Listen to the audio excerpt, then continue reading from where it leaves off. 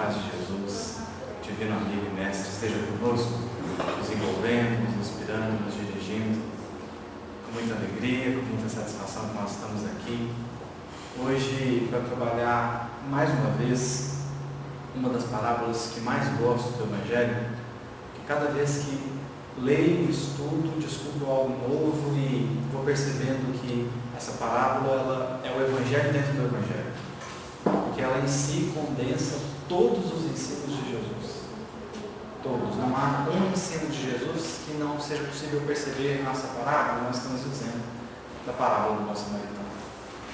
Apenas para recordar que nós não vamos nos ater muito ao texto, mas há um sentido, há uma direção de estudo. A parábola é narrada por Jesus quando um doutor da lei pergunta a ele: mestre, o que devo fazer para herdar a vida eterna? Jesus então responde com outras duas perguntas. O que está escrito na lei e como lês? Uma coisa é o que está escrito, outra coisa é como que a gente interpreta. E aí o doutor da lei responde de forma bastante sucinta algo que hoje nós sabemos ser fruto de muitos estudos, porque para herdar a vida eterna havia uma proposta na época de que é preciso respeitar os mandamentos da lei, só que a lei tem 613. Até que você decora todos para executar, já está quase desencarnando. Então, eram muitos, e aí alguns estudos são feitos, alguma proposta valia, que na verdade são só os 10 dados pelo próprio Criador. E mais avançado no estudo, na percepção, chega-se à conclusão que na verdade essa vida é eterna, compreendendo que Deus não é Deus de mortos, mas de vivos. Então há de existir essa vida eterna para se ganhar essa vida eterna, ou herdar essa vida eterna. Na verdade, havia dois mandamentos principais, o que Jesus, aliás, confirma depois, né? Então Jesus pergunta: o que está escrito na lei e como lês? E o doutor da lei sabiamente diz: amarás o Senhor teu Deus de todo o teu coração, de toda a tua alma, de todas as tuas forças e de todo o teu entendimento, e ao próximo como a ti mesmo. De fato, isso já estava na lei de Moisés, o amar a Deus sobre todas as coisas está em Deuteronômio, e o amar ao próximo como a ti mesmo está em Levítico. Então, esses dois mandamentos, compreende-se que, uma vez cumpridos, garantia ou permitia a vivência dessa eternidade benéfica. Jesus depois confirma isso, mas ele faz algo extraordinário, não é só um parênteses. Jesus faz algo que ninguém havia feito antes, que é dizer que os dois mandamentos são semelhantes. Antes nós achávamos que tínhamos uma relação com Deus e uma outra com o próximo. Jesus vem e diz assim: amar a Deus de todo o teu coração, tua alma, tuas forças e teu entendimento. Este é o primeiro e maior mandamento da lei. E um segundo semelhante a este: amarás o teu próximo como a ti mesmo. Nisto resume-se toda a lei e os profetas. Então, Jesus resumiu tudo em dois mandamentos e acrescentou algo: os dois são semelhantes. Algo bastante lógico, né? Não dá para amar o pai odiando os filhos. Não é possível amar quem eu não conheço se eu odeio quem eu conheço. E além de tudo, como o irmão vai reforçar na mensagem, a melhor maneira de se agradar um pai é agradando os filhos. Então os dois mandamentos são semelhantes. O doutor da lei responde isso para Jesus, e Jesus confirma: respondeste bem, faze isso e viverás. O doutor da lei, como que querendo justificar, porque ele fez uma pergunta capciosa, porque na verdade isso era tema de discussão, mas sabendo que ele era doutor da lei, ele já deveria ter isso como que certo, de fato o tinha. Ao demonstrar que sabia a resposta, ficou uma pergunta por detrás. Se ele já sabe a resposta, por que ele perguntou? Aí então ele se justifica dizendo: mas quem é meu próximo? Aí Jesus conta a parábola. Um homem descia de Jerusalém para Jericó e foi assaltado. Foi tomado por assaltantes que o deixaram semi-morto e nu. Isso é curioso. No mesmo caminho veio um sacerdote que, ao vê-lo, passou de largo. Veio um levita e fez o mesmo. Mas um samaritano que passava por ali parou e, ao ver o homem, foi movido de íntima compaixão.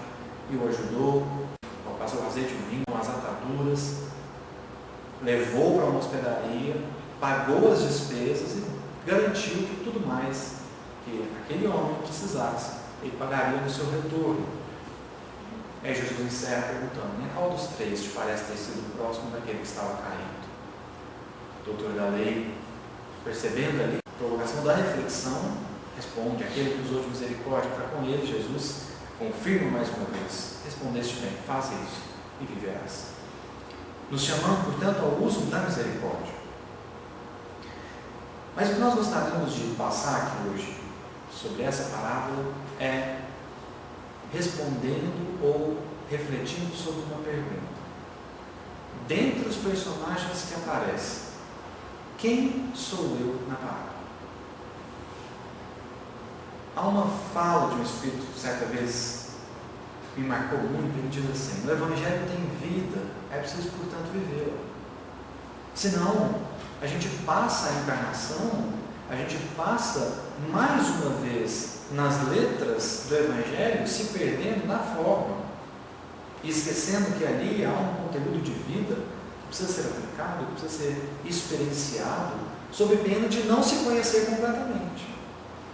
Quando o Alcione diz que a mensagem do Cristo precisa ser conhecida, meditada, sentida e vivida, na verdade ela está dando um ciclo de aquisição da verdadeira sabedoria. O sábio, o verdadeiro sábio, não é aquele que só conhece, não é aquele que só meditou, não é aquele que só sentiu, mas é sobretudo aquele que viveu. O sábio, em essência, tem experiência de vida. Então você conversa com a pessoa e em poucas palavras ela te dá lições para a vida. Tamanha experiência que tem. Então, não adianta querer falar de algo se não viveu aquele algo. E, portanto, há um conteúdo de vida no Evangelho que precisa ser experimentado, precisa ser praticado, precisa ser enxergado na própria vida, para que aquilo faça sentido. Porque se eu enxergar a parábola do bom samaritano na minha vida, eu não vou mais falar de um texto, eu vou falar de uma experiência. Isso é muito diferente. É muito diferente quando você fala de algo que você leu e quando você fala de algo que você viveu. Muito diferente. Então a grande proposta do Evangelho é que a gente fale de coisas vividas. Senão a gente teoriza demais e a gente acredita, a gente perde um pouco da conexão com a vivência, com o sentimento sobretudo. E aí se torna talvez aquele tipo de pessoa que acredita que textos e reflexões são capazes de curar qualquer coisa. E na verdade um abraço, um sorriso podem fazer muito mais. Então, é olhar para essa parábola tentando responder essa pergunta: quem sou eu na parábola do bom samaritano? De cara eu diria assim: todo mundo. Nós somos todos em algum momento.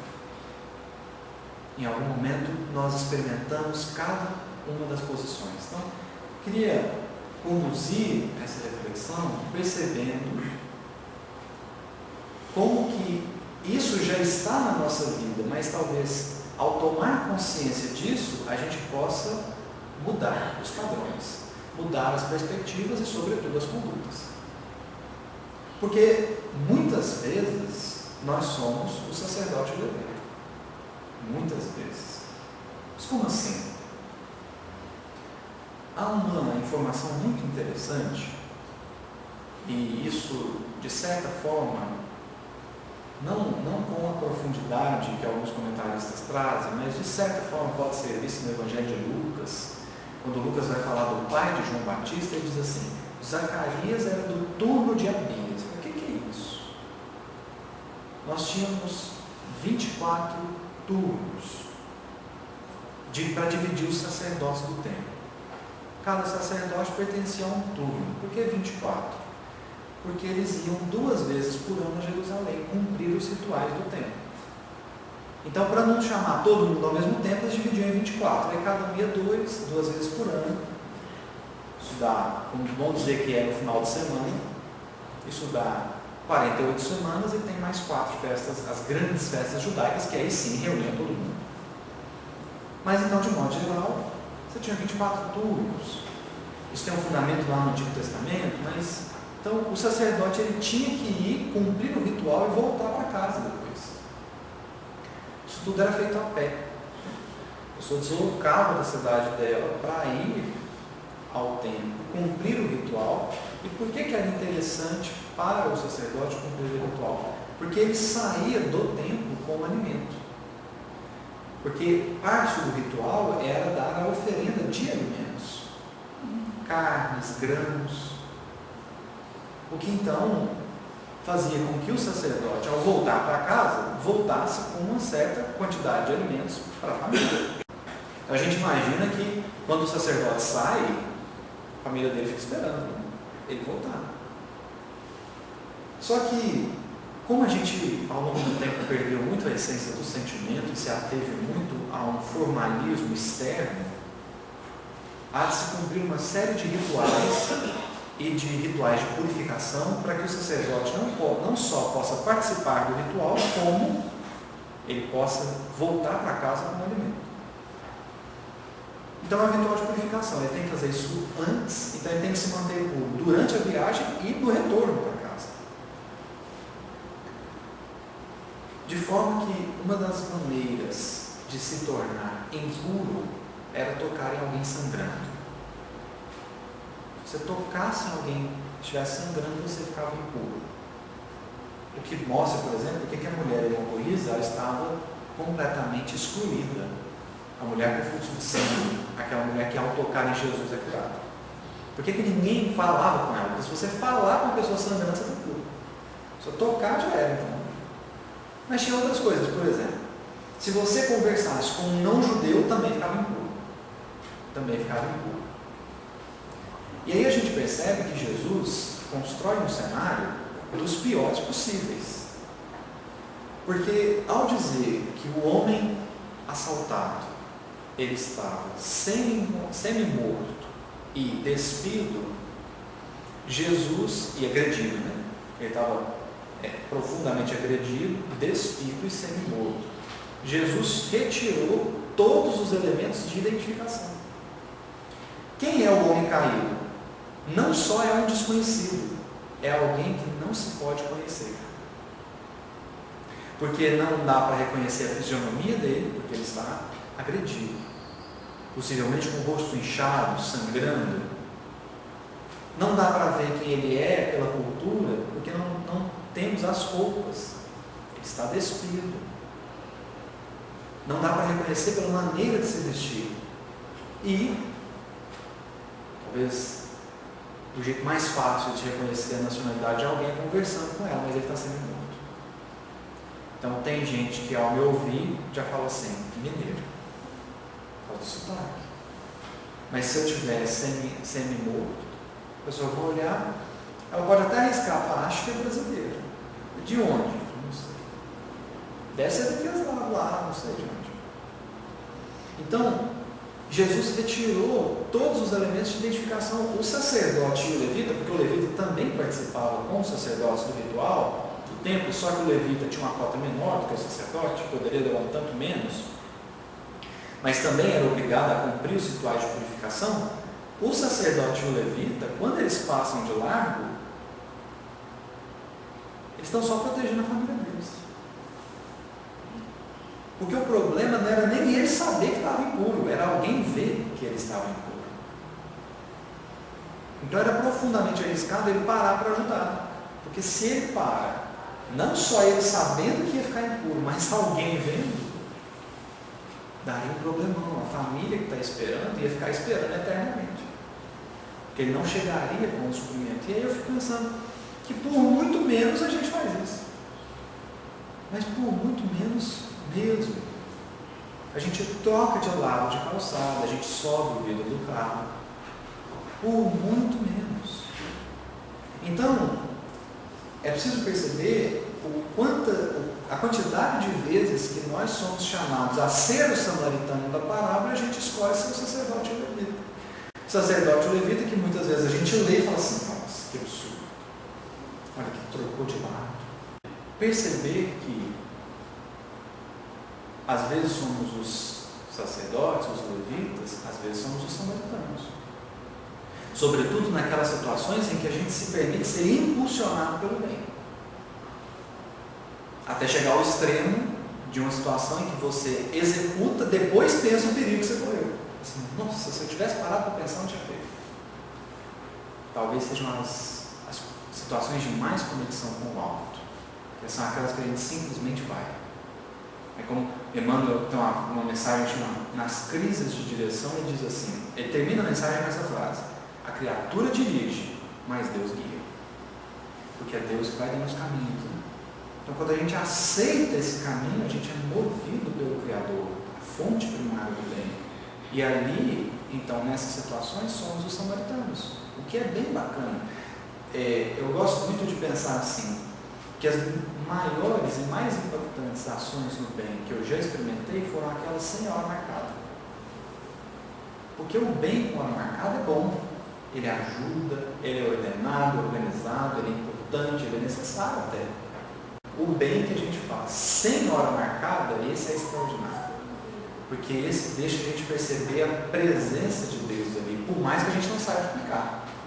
Paulo, no final do capítulo 8 da segunda parte, Paulo e Estevão, quando há aquela cena comovente das pessoas, juntam-se gente de todo tipo, mulheres, idosos, crianças, homens, todos os tipos de pessoas, para se despedir de Paulo. Até Tiago vem.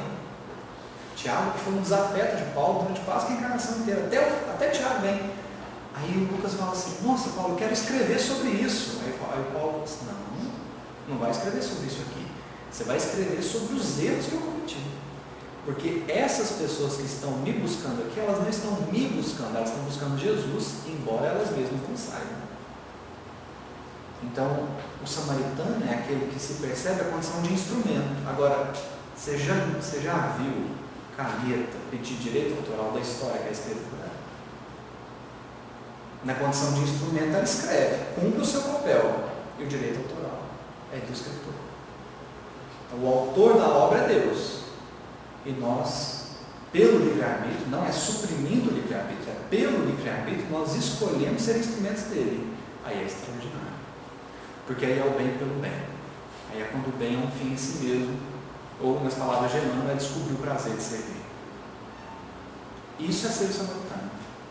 Isso é ser o samaritano. É não perguntar quem, quando, nem como. Simplesmente fazer. Porque há algo de muito curioso no samaritano, que é até que a presença do azeite e do vinho é normal. A presença do azeite e do vinho é corriqueiro. A presença das ataduras não é normal. Ele ter azeite e vinho é tranquilo. Ele ter atadura, aí fala assim, esse homem não é normal não.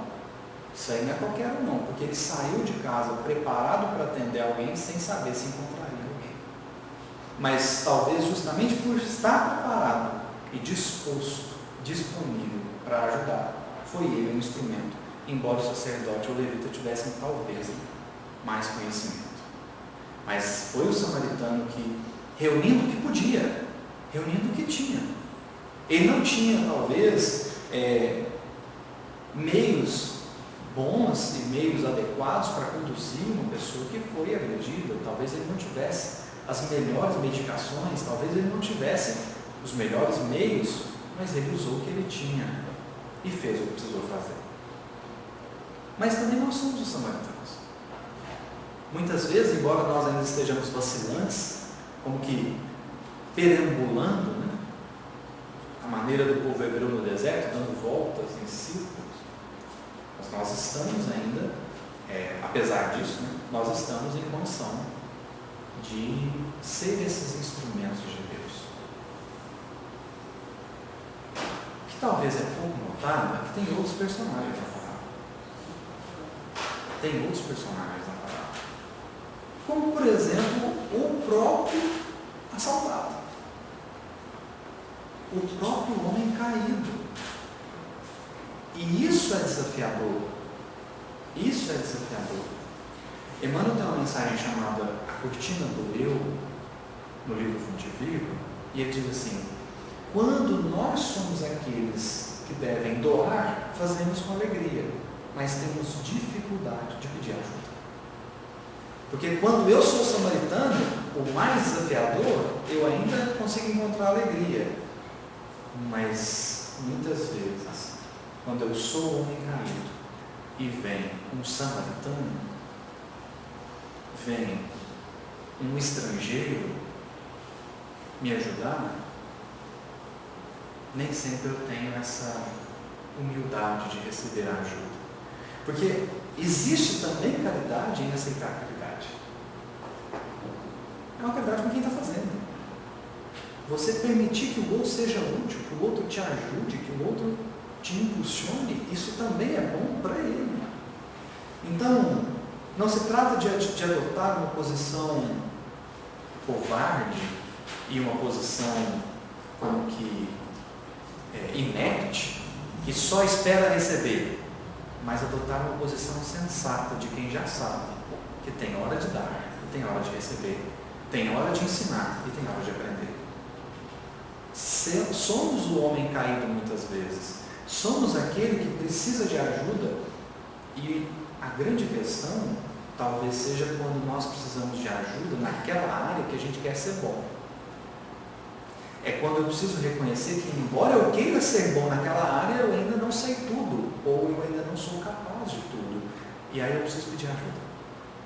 Aí eu preciso parar, assim, nossa, não estou dando conta, será que alguém pode me ajudar? E aí fica mais desafiador quando esse alguém é um samaritano, ou seja, quando esse alguém é alguém de fora, é um estrangeiro, é alguém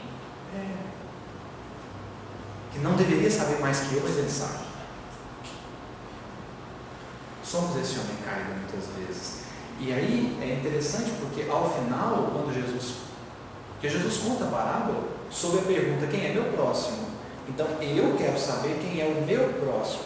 Jesus encerra a parábola perguntando, quem foi o próximo do homem caído? Você quer descobrir quem é seu próximo? Presta atenção também em quem está te ajudando, porque esse também é um próximo que você deve amar, embora muitas vezes ele fira a nossa vaidade. Por saber mais, por conseguir mais, por poder mais, ele fira a nossa vaidade. Mas também ali nós temos um próximo que nós precisamos amar. Qual foi o próximo do homem caído? Quem foi o próximo do homem caído? Amar ao próximo como a si mesmo é muito mais do que pensar naquele que eu tenho que ajudar, mas igualmente naquele a quem devo receber, a quem tenho que me colocar numa posição não menor do que a que eu possuo, mas exatamente na que eu possuo. A posição exata que sou capaz de ocupar. E aí eu reconheço, não que eu não sei nada, mas que eu também não sei tudo. Então é uma posição mais humilde, é preciso aceitar essa realidade do outro, aceitar essa intervenção, aceitar esse auxílio,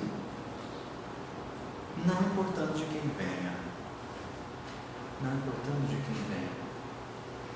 Existe o homem da hospedaria, existe o homem da hospedaria porque ele também foi envolvido na história, ele também foi envolvido no caso, embora ele não tenha absolutamente nada a ver em princípio. Sabe quando aquelas histórias que caem na nossa mão, você pensa, por que comigo? Eu estava aqui quieto, por que foi me envolver nisso? E aí é curiosíssimo como que esses casos colocam em evidência o interesse pessoal. Como assim? Parece que a gente tem muita facilidade, aqui eu estou falando em termos gerais, tá? Não estou falando todos os casos, estou falando em termos de regra, né? Parece que nós temos muita facilidade em ajudar, desde que nós tenhamos decidido ajudar. Se alguém se aproxima e deixa a questão na nossa mão, nem sempre a gente vê isso com os bons olhos. Muitas vezes a gente faz a pergunta, mas o que eu tenho a ver com isso? Por que sou eu que escolheram? Mas ali há uma reflexão a ser feita. Por que se eu tomasse a decisão estava tudo certo, mas agora que tomaram a decisão e resolveram me envolver, está tudo errado? O que feriu? Se o que vale é a possibilidade de ajudar, não deveria causar o mesmo sentimento? Não deveria ser encarado da mesma maneira se eu decido ou se decidem por mim me colocarem no caso? para ajudar, para ser útil? São reflexões, não são afirmações. Não estou ditando regra, estou convidando a reflexão. Porque muitas vezes nós somos essas pessoas, as pessoas que vão receber o problema. Alguém chega, cuida, depois passa para nós. E nós somos envolvidos. Nós somos envolvidos.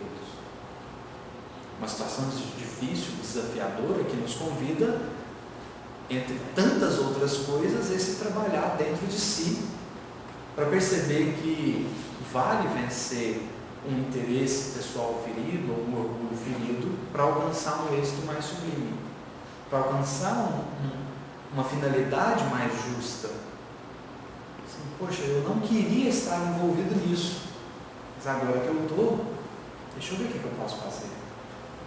Deixa eu ver o que eu posso fazer. Por isso que Paulo é muito feliz na carta aos Filipenses, quando ele escreve no capítulo 2, versículo 21, diz assim: que todos buscam o que é seu e não o que é de Cristo Jesus. Todos buscam o que é seu e não o que é de Cristo Jesus. Não percebendo que buscar o que é de Jesus talvez seja buscar o excelente. Mas porque o excelente não é a minha vontade, eu prefiro o pior. Porque é a minha vontade, porque está mais de acordo com o que eu pretendo. Embora Jesus tenha tarefas, tenha situações, tenha caminhos muito mais excelentes do que os meus, eu prefiro os meus, porque são os meus. E o grande convite de Paulo ali não é que a gente anule a nossa vontade para atender a vontade de Jesus. O grande convite de Paulo ali é para que a gente aproxime a nossa vontade da vontade de Jesus. A minha vontade não vai deixar de existir para que a dele exista sozinha. Minha vontade permanecerá comigo. Mas bom para mim será se ela se aproximar da dele. Quando o meu querer for igual ao querer de Jesus, aí é extraordinário. Aí é o excelente. Quando estiver em choque, que a gente saiba, né, repetir junto com ele, que não seja feita a minha, mas a sua vontade. Então muitas vezes nós somos os sacerdotes, o levita, muitas vezes nós somos o samaritano, muitas vezes nós somos os assaltantes, o homem caído, ou da hospedaria, e muitas vezes nós somos os assaltantes. E aqui eu queria um cuidado especial. Aqui eu queria olhar para esses personagens de uma maneira especial. Porque ser o assaltante não significa ter a intenção de. Basta muitas vezes a invigilância. Basta muitas vezes a despreocupação. Basta muitas vezes a indiferença para que a gente seja os assaltantes da palavra. Queria refletir um pouco mais nisso. Emmanuel tem uma mensagem no livro Ceifa de Luz, chamada Lei e Vida. Lei e Vida, é o capítulo 25. Ele vai analisar uma fala de Jesus no Sermão do Monte, Mateus capítulo 5, versículo 17. Não penseis que vim revogar a lei ou os profetas. Não vim para revogar, vim para cumprir. Cumprir. O que o Emmanuel vai extrair dessa fala de Jesus? Se ele veio para cumprir a lei, Emmanuel vai pegar um pedaço da lei e avaliar. Jesus não veio cumprir a lei? Veio cumprir a lei. Qual é a lei? Vamos olhar os 10 mandamentos. E dali extrair lições oportunas para a vida, para que também nós não derroguemos, não revoguemos a lei. Qual é a lei, ou qual é o versículo da lei, qual é dos mandamentos ali, qual Emmanuel vai pensar? Não matarás. Não matarás. O que parece bastante propício, né? Porque tem pessoas que matam outras. Então a lei diz: não matarás. Ponto final. Às vezes a gente abre exceções e é curiosíssimo perceber que mesmo os doutores da lei da época de Jesus abriram uma exceção. Porque não matarás, ponto. Não tem nenhuma exceção aqui. Não tem assim, não matarás, vírgula, mas se for samaritano pode. Não tem isso. Não tem assim, não matarás, vírgula, mas se for seguidor de Jesus Cristo pode. Não tem isso. E embora não tenha, eles se julgaram com o direito de matar. Por isso que uma coisa é o que está escrito, outra coisa é o que a gente lê. Porque a inteligência humana, ela é capaz de montar sofismas. Eu me lembro de uma fala do Haroldo muito oportuna, lembrando um professor, ele dizia assim: eu morro de medo das pessoas muito inteligentes, porque elas te convencem de algo mesmo quando elas estão erradas. A pessoa ela está profundamente errada, mas ela te convence porque ela sabe mais que você. Então ela usa dados, informações e teorias que eu desconheço para mostrar que eu estou errado, embora eu não esteja. Então a inteligência humana, ela é perversa, se quiser. Se quiser, ela é perversa. Capaz de montar ali argumentos pífios para defender uma ideia mais pífia ainda. Você veja que Sócrates foi condenado. O homem mais sábio da época foi condenado, porque ele estava pervertendo os jovens. Aí, como ele não é fraco, ele foi mostrar por que ele estava sendo condenado. E aí ele conta aquele caso, também bem conhecido. A pitonisa diz para ele que ele é o homem mais sábio do mundo, e ele sai para provar que ele não é nada. Só que nisso ele arruma um punhado de inimigo. Por quê? Porque ele começou a provar para os ignorantes da época o tanto que eles eram ignorantes. Aí o pessoal não gostou. Aí deu ruim. Quando ele mostrou para o grande artesão que, embora ele fosse um grande artesão, ele era extremamente ignorante na política, no campo social, no campo econômico, o artesão foi bravo com ele. Assim como o político. Assim como os grandes do exército. E assim como os grandes sábios ou as grandes inteligências da época. Sócrates foi mostrando, e era chato conversar com Sócrates. A gente admira o Sócrates hoje porque a gente não conviveu com ele, porque era chato. Ele fazia pergunta até você estressar com ele. Sócrates, eu me lembro muito de uma palestra do Clóvis, O Sócrates era aquela pessoa que fala assim: nossa, que paisagem bonita. O Sócrates é o penteiro que vai te perguntar assim: o que é bonito? Não sei, bonito. Não, mas o que é bonito? Defina bonito. E aí você vai ver o tanto que é difícil definir. Eu entrei em crise o dia que eu tentei definir o que é um gato e não soube definir. O que um animal tem que ter para ser gato? Eu não sei definir. 4 patas? Pelo? Focinho? Comecei com cachorro tem também. Isso é difícil definir. E o Sócrates ele não falava que ele sabia. Então você não adiantava perguntar para ele. Não adiantava devolver a resposta, porque ele falar que ele também não sabe. Mas ele está indo atrás de quem sabe. Você não é tão inteligente? Então define para mim o que é a verdade. Nossa, Sócrates, não sei. Então Sócrates era chato. Era difícil.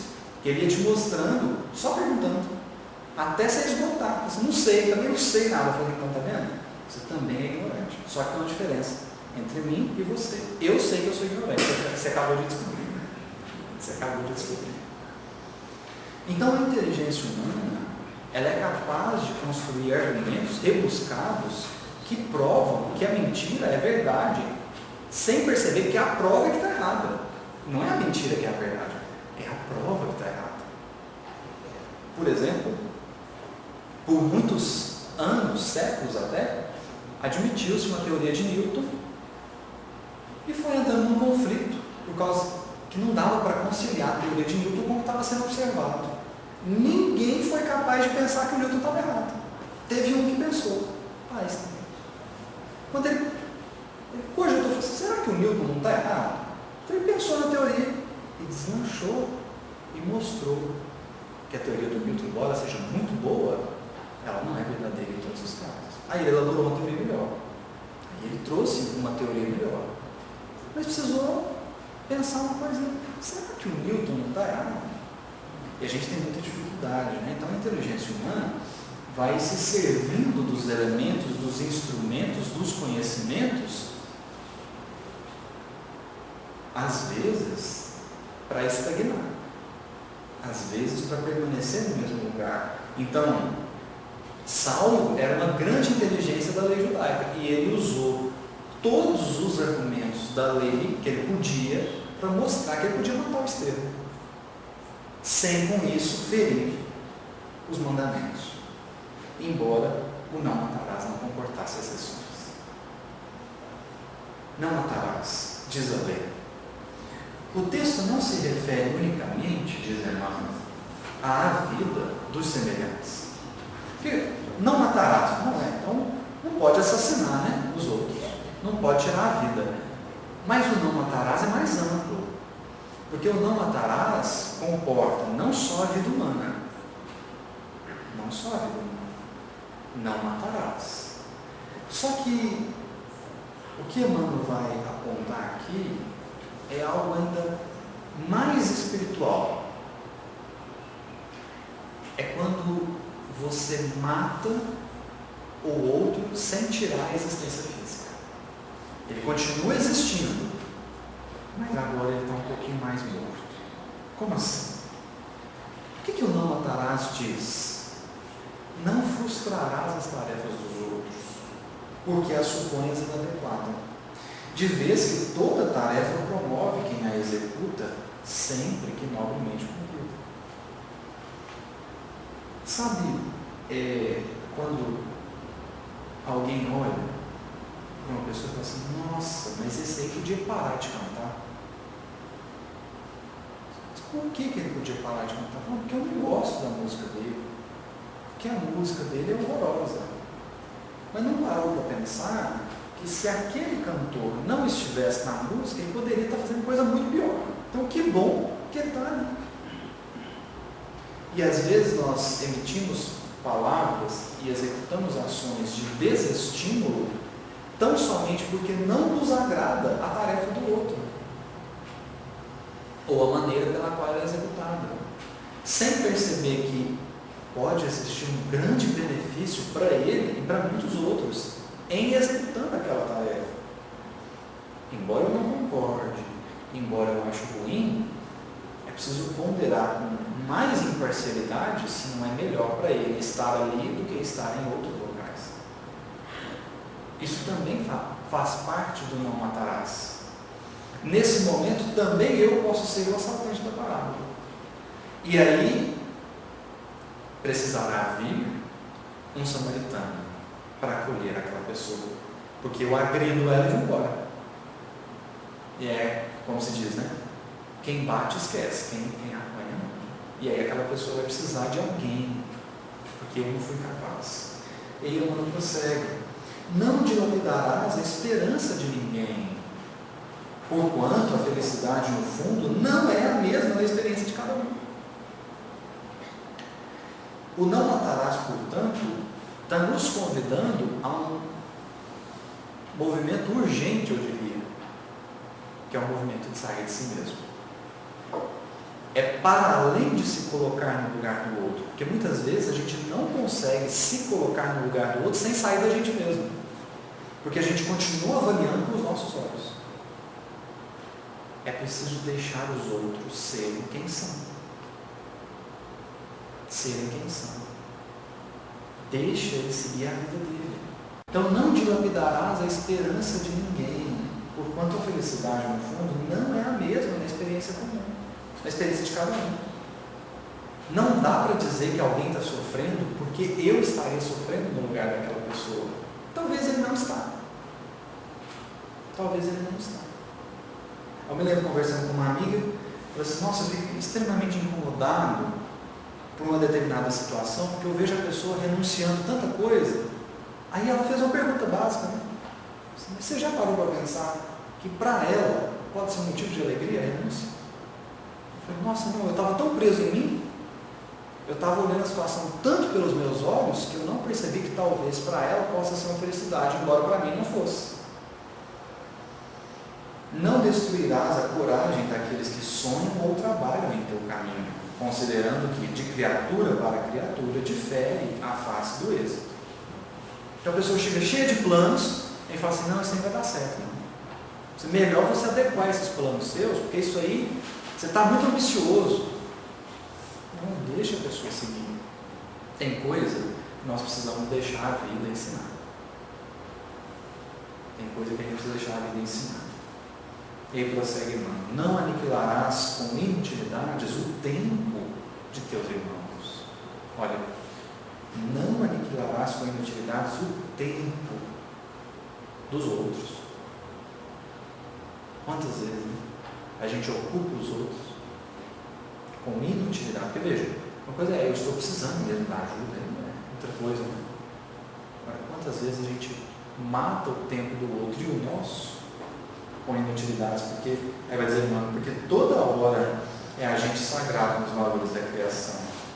Não extinguirás a afeição na alma alheia, porquanto ignoramos, todos nós, com que instrumentos de amor a sabedoria divina pretende mover os corações que nos partilham a marcha. Não exterminarás a fé no espírito dos companheiros que rendeiam contigo, observando-se que as estradas para Deus obedecem a estruturas e direções que variam ao infinito. Isso aqui é ótimo para o espírita. Uma vez, uma pessoa muito próxima a mim falou assim: nossa, cansei de conversar com fulano. Assim, como assim? Não, fulano é católico. E eu passei 2 horas tentando mostrar para ele sobre reencarnação, desisti. Assim, para que você ficou 2 horas? Deixa ele se encarnar. Mano. Quantos anos que tem? 60, mais 40, no máximo 50, ele vai descobrir. Então, para que ficar? Não é soberba, não. Mas para que ficar infringindo a fé dos outros? Eu me lembro, certa vez, conversando com uma amiga, ela era ateia, não conseguia mesmo. Não conseguia acreditar. E não era no Deus católico, não era no Deus protestante. Ela não conseguia conceber a ideia de um ser criador de tudo. Isso é impossível. Mais um tempinho, né? Vamos dar mais um tempo, tudo. E aí ela me falou uma coisa que me marcou muito, eu achei sensível da parte dela. Porque ela diz assim: eu até evito conversar disso com as pessoas. Eu falei assim: por quê? Porque eu tenho medo de convencer. Eu tenho medo de convencer a pessoa, e a fé é tão importante para as pessoas. Eu tenho medo de convencer, embora pareça uma frase extremamente soberba, né? Mas achei sensível. Eu falei assim: que bom, né? E vai, já pensou? Ela pega um crente, e ele fica descrente, depois de conversar com ela, aniquila a fé. Mas nós espíritas muitas vezes fazemos isso. Porque muito esclarecidos por Allan Kardec, a gente acha que é só esclarecer todo mundo. Aí tem uma trovinha que o Chico psicografou, diz assim: remédio da humanidade com que Deus suprime a dor, uma gota de verdade num litro de amor. Porque a verdade precisa ser temperada. A verdade nua e crua talvez mais queime do que esclareça, né? É um sol tão poderoso que queima. Então é legal. Não exterminarás a fé. Qual que é o propósito de discutir fé com o outro? Porque uma coisa é, a pessoa está interessada. Aí ela pergunta, ela mesma pesquisa, ela vai atrás e por acaso conversa com a gente. Outra história. E algumas pessoas me procuram. Nossa, eu passei por essa experiência. Como é que o Espiritismo enxerga isso? Aí às vezes eu falo o que eu acho, eu acho assim. E às vezes mando o próprio texto Kardec, né? A pessoa perguntou. Agora a pessoa está quieta na igreja dela, no templo dela, deixa ela lá. Porque senão, pode ser que eu seja o assaltante da palavra. Reflitamos no bem do próximo, respeitando-lhe a forma e a vida. A lei não traça especificações ou condições dentro do assunto, preceitua simplesmente: não matarás. É simples. Não matarás, deixa o outro viver a vida dele. Deixa o outro viver a vida dele. No sentido de que não mate a esperança, a fé, a tarefa, a coragem, o bom ânimo, o tempo. Deixa o outro viver a vida dele. E por fim, existem os assaltantes internos. esses nós mesmos cultivamos. Nós mesmos cultivamos. Essa pergunta final de Jesus: qual foi o próximo do homem caído? Essa pergunta é muito intrigante. Porque nessa pergunta, Jesus colocou o doutor da lei no lugar de quem? Do homem caído. Jesus contou a parábola e colocou o doutor da lei no lugar do homem caído. Isso chama atenção porque nos convoca a uma reflexão. Se o doutor da lei é o homem caído, quem que é o samaritano dele? Você fala assim, será que é Jesus? Será que é Jesus? E quando a gente pensa, Jesus é o samaritano, será que essa parábola está acontecendo enquanto Jesus conta ela? O homem caído sendo socorrido por um samaritano. Já tinha vindo sacerdote e levita, ninguém deu conta, porque ninguém respondeu a pergunta desse doutor da lei. A parábola é Jesus cuidando do sentimento do homem, do doutor da lei. Ele é o homem caído porque ele é alguém extremamente assaltado pelo intelectualismo. É alguém cujo coração está tão massacrado pelo raciocínio que ele já não sente mais. Jesus está ali chamando o homem caído a executar a misericórdia, porque aquele doutor da lei parou de sentir há muito tempo. Muito tempo. Então existem esses assaltantes dentro, que é aquele racionalismo que a gente cultiva para abafar o sentimento, para dizer que o sentimento é vergonhoso. Então nós vivemos numa sociedade em que chorar é vergonhoso. Mas por quê? Qual que é o problema em chorar? Qual que é o problema em pedir ajuda? Esse racionalismo, que é muito mais tóxico do que benéfico, Emmanuel, inclusive, no livro Emmanuel, escreve um item, né? O tóxico do intelectualismo, porque essa inteligência perversa que acredita que sabe tudo, quando não conhece nem 10%. E é aqui que a gente se lembra de uma mensagem do Espírito Ferdinando, no livro, na obra O Evangelho segundo o Espiritismo, a missão do homem inteligente na Terra. E aí, mais para o final da mensagem, ele escreve assim: ah, se todos os homens usassem a inteligência para compreender a vontade de Deus, a tarefa dos Espíritos estaria de muito facilitada e fácil seria fazer com que a humanidade avançasse. Atender à vontade de Deus. E aí a gente se pergunta, mas onde que a vontade de Deus é expressada? Como é que Deus conversa com a criatura? Então, Alta de Souza escreve o soneto Mensagem Fraterna. E ela diz assim: ouve o teu coração em cada prece, Deus responde em ti mesmo e te esclarece, com a força eterna da consolação. Compreenderás a dor que te domina sob a linguagem pura e peregrina da voz de Deus, em luz de redenção, como a dizer, é no coração que essa vontade de Deus vai se expressar. Se a minha inteligência abafa o sentimento, eu passo a vida inteira perambulando como um homem assaltado, agredido, que parou de sentir. Aí precisa vir alguém extremamente misericordioso e dizer assim: olha, por mais que você goste de raciocinar, é preciso sentir, porque quando a gente deixa de sentir, a gente fere, a gente trai, a gente maltrata. Mas o sentir é o que nos torna verdadeiramente humanos.